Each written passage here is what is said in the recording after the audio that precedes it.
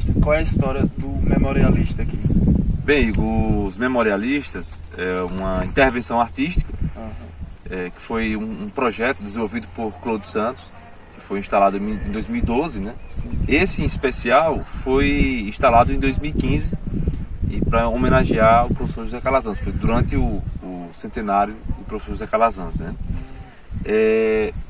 Os memorialistas trazem assim, uma narrativa a partir da historiografia canudense desenvolvida pelo professor Calazans. Então você tem um texto que o Calazans cita, que é do Georges Clemenceau, que ele vai dizer: a guerra é uma coisa demasiado grave para ser confiada aos militares. Então toda a nossa história ela é contada a partir da ótica dos vencedores, dos militares, né? Desde Euclides da Cunha ao Henrique Duque Estrada. Então o professor Calazans ele traz um novo olhar sobre a nossa história. Ele vai dizer que os vencidos também merecem um lugar na história, não devem ficar no anonimato. Então Calazans ele dedica basicamente cerca de 50 anos da sua vida ao estudo da historiografia canudense, do folclore sertanejo, da figura de Antônio Conselheiro como um todo, e aí contrapõe todos os outros que escreveram durante a guerra, né? Euclides da Cunha lança o livro Os Sertões em 1902, você tem Manuel Benício que escreve o livro Rei dos Jagunços, você tem Francisco Mangabeira, Alves Martim Orcades, você tem o Leles Piedade, que coordenou o Comitê Patriótico da Bahia, e o Tenente Henrique Duque Estrada. E aí nós temos a figura do professor José Calazans. E aí José Calazans vai dizer que gosta muito de pesquisar, mas sobretudo de criar condições para que outras pessoas pesquisem, né? Então Calazans ele possibilita que nós, que viemos depois dele, pesquisar, né? Ou seja, entender o contexto geral da guerra de Canudos, da guerra contra Canudos, ou do massacre contra Canudos, e também de todo esse enredo, o massacre. A gente pode dizer que foi uma guerra, né? Foi um massacre. Um massacre. E aí tem o José Augusto Moito, ele costuma dizer o seguinte: para ter uma guerra tem que ter 2 exércitos, né? Isso. Canudos não tinha um exército, Canudos era um povo que queria viver, eram camponeses e estavam vivendo ali na terra, pela terra, né, em prol da vida, como lutando todo. para sobreviver, né? Lutando para sobreviver. Isso. Isso. Tá certo? Então vamos dar só uma passada para vocês entenderem. Esse é um recorte da fotografia dos prisioneiros e prisioneiras que o Exército faz no dia 2 de outubro, né? Então as fotografias da guerra são de Augusto Flávio de Barros, e foi basicamente contratado para poder registrar a 4ª expedição. E aí o Claude ele faz esse recorte, né? De uma fotografia de uma prisioneira. No dia 2 de outubro, o Antônio Beatriz ele lidera uma rendição de milhares de pessoas, e todos os homens, algumas mulheres, são degoladas, né? Então foi uma coisa absurda. E alguns desses autores que estão por aqui, nesse ponto chamado dos memorialistas, registram essa degola, né? Então vamos passar um pouco aqui, só para vocês entenderem um pouco esse contexto. Nós temos aqui, vamos passar primeiro pelos os militares, e aí nós temos aqui o Euclides da Cunha, né? Euclides da Cunha vem como correspondente do jornal, e o livro dele é lançado em 1902, em dezembro de 1902. Então o Euclides vai escrever essa obra, que é uma obra considerada uma obra-prima, né, da literatura. Ganhou basicamente o mundo todo. E a maioria das pessoas vem para Canudos conhecer essa nossa história a partir do livro Sertões, né? Claro que nós temos outros livros que narram e tem uma contextualização até mais consistente, vamos dizer assim, no aspecto do que o Euclides, né? Mas você tem Manuel Benício, que escreve O Rei dos Jagunços, e o interessante é que tanto o Euclides como o Manuel Benício e tantos outros vieram como o Euclides e o Manuel Benício vieram como tenentes, né? Então, o Manuel Benício é expulso do palco de guerra, ele vem com a 2ª coluna da 4ª expedição, e ele vai escrever sobre um acampamento que nós vamos visitar um pouco mais daqui a pouquinho, que é o Vale da Morte, né? E ele vai dizer o seguinte: não era um acampamento, era um barafunda, uma mescla dantesca, satânica, impossível. E aí o texto do Manuel Benício chega ao jornal. Ele era correspondente do Jornal do Comércio.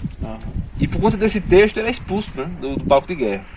Mas o Manuel Benício escreve o livro Rei de Jagunços, que é entre o romance, é um romance formidável, que vai relatar um pouco essa história de Canudos, do conselheiro, dos seguidores. Então é um livro muito bom, certo? E foi lançado antes do Euclides, né?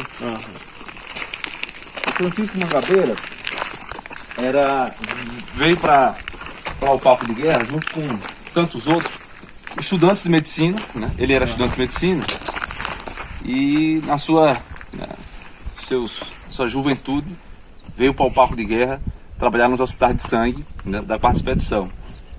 E aí ele escreve o livro em 1900, são poesias no livro Tragédia Épica de Canudos.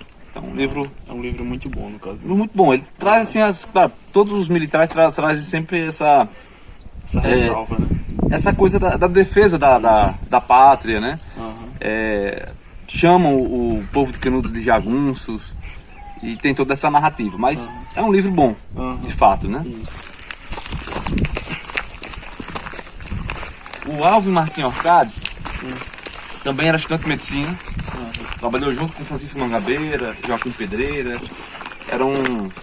Os trabalhos do corpo dos hospitais de sangue eram coordenados pelo Dr. Cúrio. E o Alvin Martins Orcades, ele escreve o livro Descrição de uma Viagem a Canudos, em 1899. E aí o Orcades, é uma das primeiras pessoas que denunciam a degola, né? Então ele vai dizer que esse chão, ele precisava não de sangue, né? Sangue dos inocentes, mas sim de água para dar vividez a esse solo árido. Então o Orcades, ele denuncia a degola, embora tenha essa coisa da pátria. Ele acusa o general Arthur Oscar por todo esse massacre nesse sentido, mas a república, o exército, né, os fazendeiros, a igreja, enfim, todos têm uma parcela de culpa nesse sentido, né? E aí nós temos ali o Leles Piedade. O Leles Piedade era farmacêutico e o Leles, ele vai coordenar o Comitê Patriótico da Bahia. O Comitê Patriótico da Bahia, ele foi criado no período do fim da guerra, 1897, para dar assistência aos militares, aos familiares militares. Só que quando ele chega na região de Queimadas, ele percebe que ali se torna uma praça de guerra. Então ele começa a olhar para os sobreviventes da guerra, as mulheres e crianças, né, principalmente, né, que são levadas como prisioneiras para Salvador. E ele é quem dá a muitas mulheres o salvo-conduto, né? A mãe do seu João de Regis e a avó, elas recebem o salvo-conduto dado pelo Leles Piedade, assim como tantas mulheres. E elas conseguem retornar para cá e construir sua vida, construir sua vida novamente, né? Mas o Leles Piedade tem um papel importantíssimo em trazer essa dignidade, e foi uma pessoa humana, né, nesse sentido, né, durante o período da guerra. Ele não esteve aqui no palco de guerra, mas coordenou esse comitê patriótico. Tem um livro que foi organizado uma segunda edição que foi organizada pelo Antônio Olavo, que é o Relatório Histórico do Comitê Patriótico da Bahia, que é um livro que traz assim uma narrativa histórica do relatório do comitê, com o nome das mulheres, nome das crianças, dos meninos e também das meninas que foram resgatadas pelo comitê. E o Leles Piedade, nessa descrição do relatório, que vai descrever, por exemplo, o abuso, o estupro, né, de uma criança chamada Maria Domingas, que tinha 12 anos, que foi violentada por um militar, por um soldado, né? E ele vai relatar isso. Então muitos, tanto o Leles como o Orcades, eles vão denunciar muitas atrocidades do exército, né? Enquanto o Euclides também, o Euclides da Cunha, ele vai de certa forma passar a mão pela cabeça, ficar entre uma coisa e outra, né? Chamando nós sertanejos de sub-raça. O sertanejo é tudo um forte, mas é um Hércules Quasímodo, né? Ou seja, é forte, é feio, desengonçado, é todo cheio de coisa. Então o Euclides é embebido muito preconceito, positivismo, determinismo, mas de fato a obra é uma obra formidável. Aqui nós temos o Henrique Duque Estrada. O Henrique Duque Estrada escreve o livro Guerra de Canudos, um pouco antes do Euclides. E é ele que coordena os trabalhos da artilharia do Alto da Favela, né? Então, no livro dele, o Guerra de Canudos, ele vai descrever a destruição das torres da igreja, por exemplo, de como o Timotinho, o sineiro, caiu de cima dessa torre, e vai ser mais otimista do que o Euclides. Enquanto o Euclides vai dizer que tinha cerca de 25 mil pessoas, né? Ele vai dizer que tinha 30 mil. Os números são inflados, né? No sentido da população de Canudos. E aí nós temos a figura do professor José Calazans, e essa figura que traz essa narrativa, esse novo olhar sobre a nossa história, ou seja, o aspecto oral da história. Tem o Calazans, que dedica basicamente a sua vida ao estudo do folclore sertanejo, de Antônio Conselheiro, de Canudos, e traz essa coisa da oralidade, né?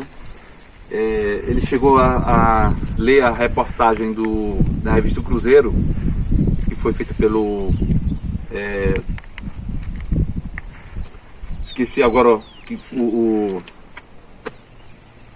veio com Pierre VG, né? O Dorico Tavares. O Dorico Tavares veio em 1946 com Pierre VG, entrevista sobreviventes da guerra, fotografa. E aí o Calazans tem acesso a essa entrevista, e a partir dessa entrevista ele também desperta um olhar para isso. Então ele vem para Canudos, Calazans, tem contato com José Aras e com tantos outros, e entrevista sobreviventes da guerra. Então ele conversava sempre com Pedrão, com José Cisliaco e tantos outros, e conseguiu colher muitas informações a respeito de quem foi os combatentes de Canudos, a respeito por exemplo, das construções do Conselheiro, e desenvolveu vários textos, livros, artigos sobre isso. Que dizia base, porque era sergipano, mas também recebeu o título de cidadão baiano e recebeu o título de cidadão canudense. Então era sergipano, baiano e canudense. Né? Então Calazans, a gente deve muito assim, ao professor José Calazans por trazer esse novo olhar sobre a nossa história. Ou seja, a ótica dos vencidos. Né? Como ele disse, é preciso ouvir a voz dos vencidos. Né? Isso. Ou seja, os vencidos também merecem lugar na história, não deve ficar no anonimato. Esse é os memorialistas. Né? Ou seja, o Calazans contrapondo assim essa ótica militar. E como ele mesmo cita, o George Clemençal, a guerra é demasiada grave, né, para ser confiada aos militares. Então, é isso. Esses são os memorialistas.